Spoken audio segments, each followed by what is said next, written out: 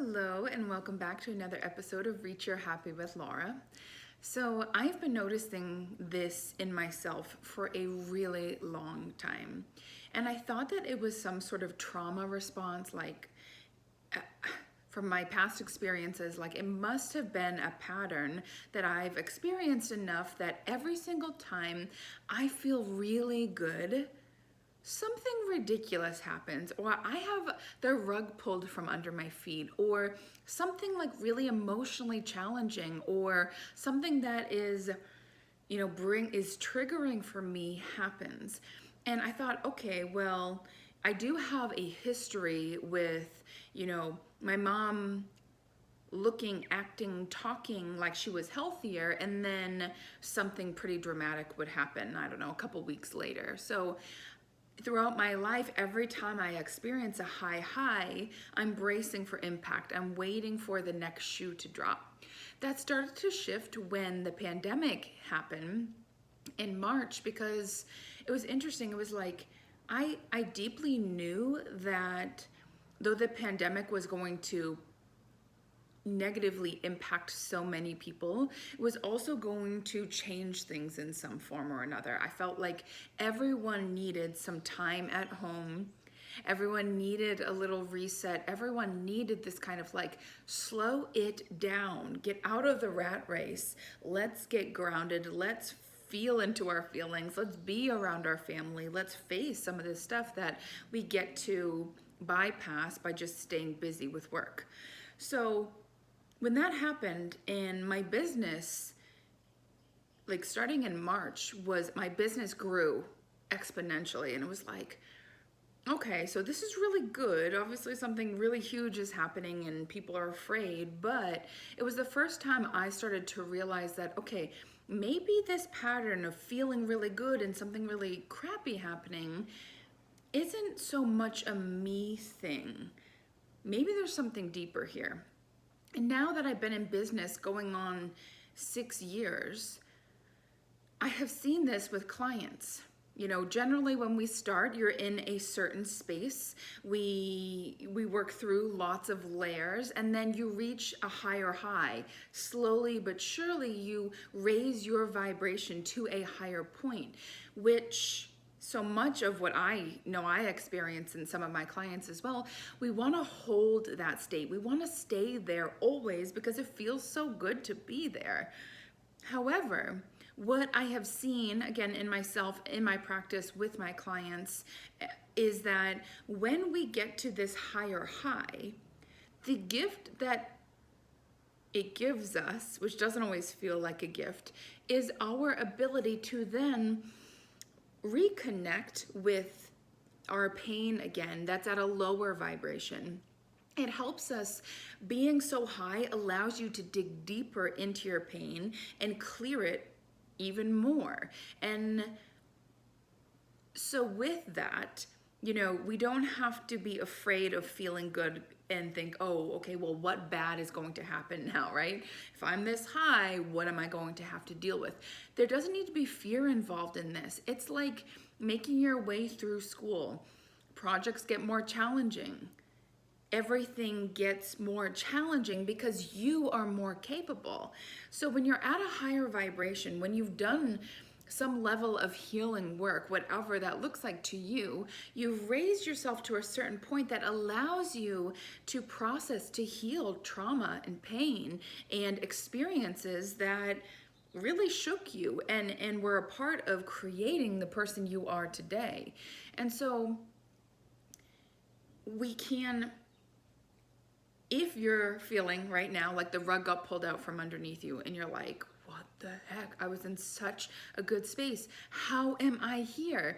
Keep this in mind, that you've graduated to a certain level, that the projects, that the lessons, that the teaching is getting more challenging because you are capable of handling it. That was a phrase my mom, before I started to get tattoos, I was like, I'm gonna get that tattooed on me. I'm really glad I didn't, but I still really like the saying that God never gives you more than you can handle. You could erase God and say life never gives you more than you can handle.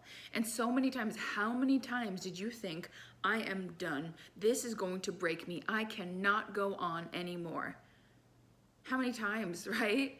Maybe in childbirth, maybe through a divorce, maybe with a huge conflict with someone you deeply care about. I am sure there's been plenty of times where you thought, this is it. Maybe you have a big meeting. And the feeling is, I can't survive this. But the truth is, you're just afraid because this feels big and we're not so sure that we're ready to take on this challenge. But I really live by this motto that what gets delivered to you is something you can handle, which is why you are the one to deal with it. Some clients of mine have a long line of people before them that had significant trauma. Everyone has trauma in some form or another. And my clients tend to be the ones that are here to process that trauma. They may not be experiencing it in their waking life, but they feel this sense of duty or this this emotion keeps coming up for me. It's got to be something more than just what I'm experiencing. And that's generally how it works. Things get passed down. Think about the egg that you were in a womb, right? That got carried by your mother her whole life, right? Or as soon as she had eggs. I'm not sure about that, when that happens exactly, but you were with her. And to think, what if, again, I'm not sure if an infant has eggs already or if that comes during puberty, but it's all connected. You know, what your mother experienced during carrying you is something you felt too. Something in your DNA. And if you decide not to process it and leave it to your kids, then your kids will deal with it. Your kids will deal with it. Someone will deal with it at some point or another.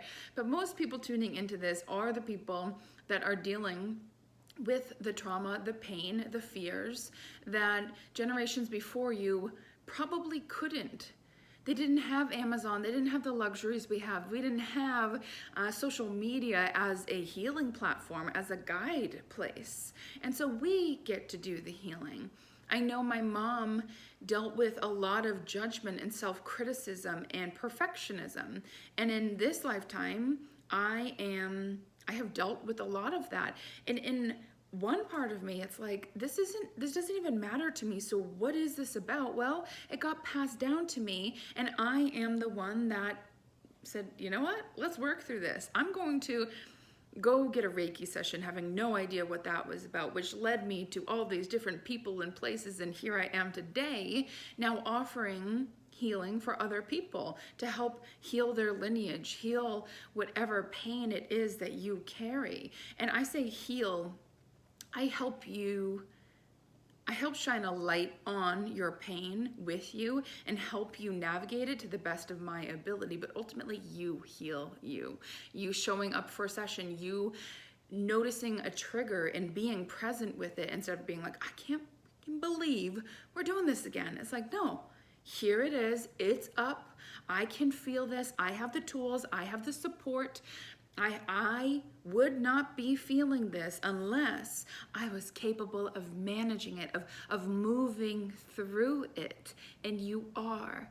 So the next time, maybe you're living in that blissed out state right now and you're like, oh, it's so good. Oh, soak it up, girl, boy, whoever you are, soak it up.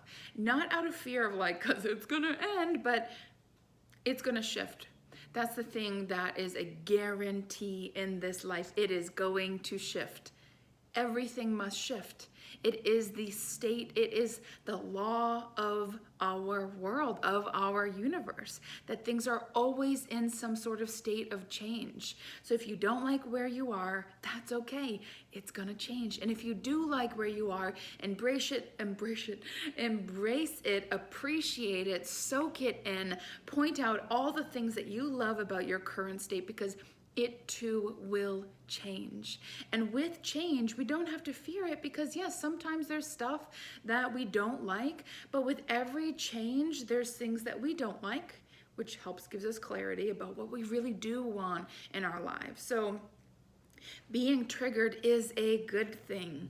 It helps unearth buried memories. And when we unearth things, We bring it to the light. We get a chance to heal it, to transmute it, to change its shape. We are so very, very powerful. And I know you have your own specific things that you're working through transmuting. But when the mind is so active and feeling resistant and wanting to give up, that is the time where you do not give up. You can give yourself a break. You can step away from the situation, but do not give up. The brain likes familiarity. It likes that.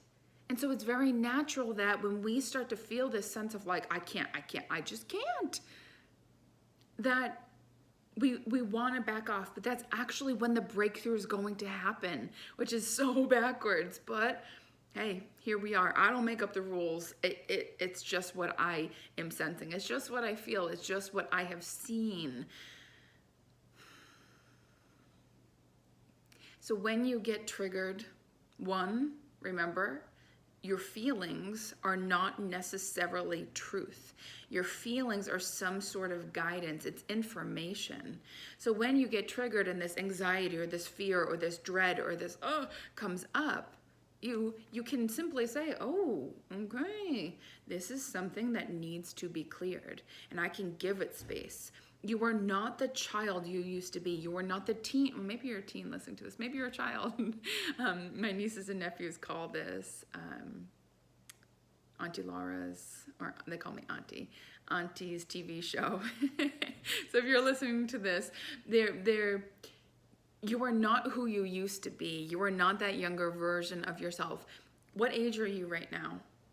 I'm 32. So my 32-year-old self on this day in 2022 is not who she used to be at 15. It's not who she used to be at 6, 7, 8. Dealing with my siblings and their dynamics and their maturity and my immaturity. I'm not dealing with that anymore. I'm 32. I'm in a much different place. So when these feelings of overwhelm, I'm not empowered, I'm in this disempowered state, come up, I let it arise and exist, and I thank it. Thank you for coming up. I am so excited to give space to this feeling so that it can start to clear. How many issues, like if you were to sit down and if you don't like where your life is and you contemplate and you go, what thing or things, let's pick one. What thing am I doing that is totally messing up my life that I know I could quit doing or that I want to change somehow? Let yourself really come to that. And whatever that thing is, that is the thing that's generally in the dark, that's like hiding way behind that you try to avoid. But that is the exact thing that's going to shift your life. So let the pain come up. You are not wrong. You were not at the wrong place. You didn't mess up. Life will always continue to give us opportunities to heal. And as long as you avoid it, it will feel bigger and scarier. But the sooner that you address it and just say, oh, this is part of the experience. I'm not doing something wrong. This is just part of the experience of growth, of healing. And, so many people in my line of work have said, not everyone is ready to heal. Not everyone's ready to be on the spiritual path. And I really disagree. I think every single person is on a spiritual path. I believe everyone has spirit, soul, source, God within them. And it's just about how you play it out. What is your ritual? What is your, how do you show up? How do you process it? And everyone's process is so different. But I think every single being is on their own divine path. So you are no different than your neighbor, than your husband, than your friend, than your sister. You are no different. You just have a different path. In my last video about opinions, it's like, yeah, you can take opinions from other people, but ultimately you're the one walking your path. You're the only one walking your path. And so you showing up for you listening to you honoring your feelings, you listening to the strong emotion, acknowledging, okay, this emotion may be false, it may not be true, but I'm feeling it. And I'm feeling it so I can process it more deeply and clear some of this. So if you're in a high place and you're digging into the depths, you're doing it. You're doing it. This is what you're here for, to transmute that energy. And by accepting this, if it resonates with you, when I started to accept this, that I'm not doing something wrong, and that when I'm in a good place, that it often allows me to heal a deeper layer, it has brought in this awareness of the peace, of the calm, of the power that I have within me, that you have within you. We all have this within us.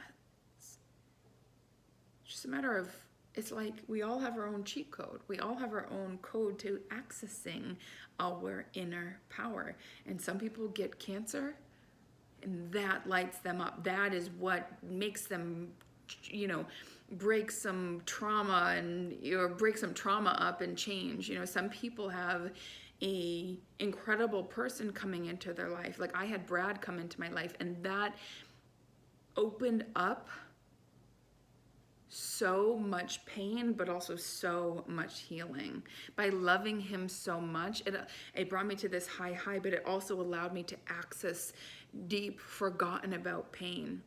So we all have our own route to it. Some people find their love of cooking, and something gets activated there, and you start to heal.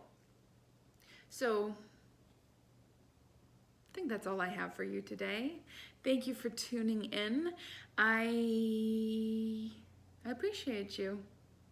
Take good care, and I will talk to you soon. Bye-bye.